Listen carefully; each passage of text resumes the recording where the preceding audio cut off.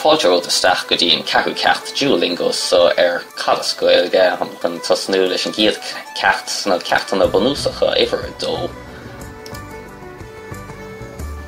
Na buachalaí.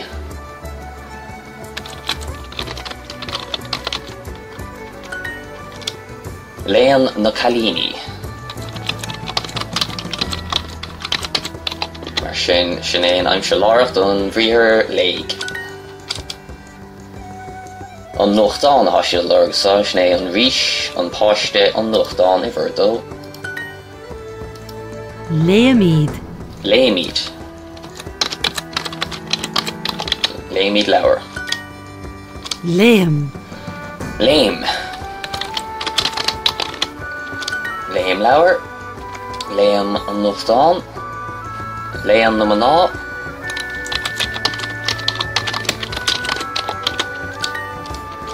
Ihin na fear agus ólan na maná. Ihin na fear agus ólan na maná.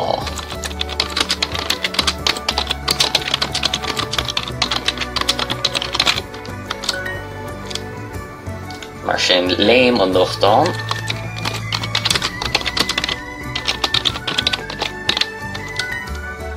Jarúd is an fada som léim ach an chun an phláánachar an Merichlár. Léimíd an nuachtáin.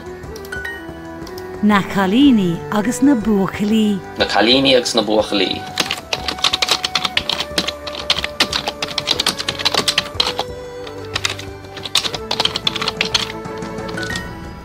Léim an nuachtáin. Léim an nuachtáin.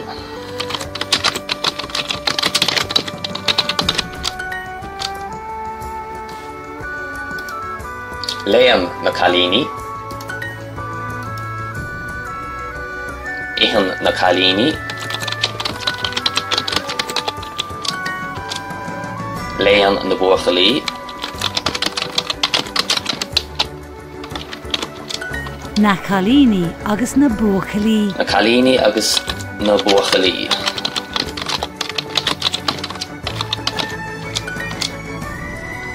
Na Cailíní agus na buachalaí ríist.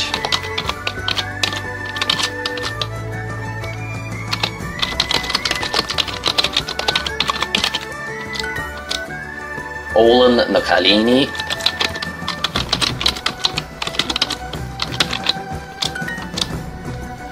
Agus léam na buachalaí.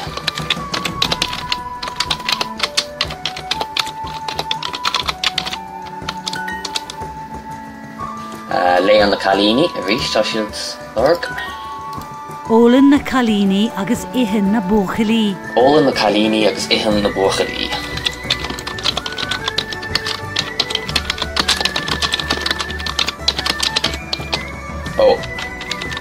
Ihin na buachalaí. Bhí siad ag léamh nóirsa.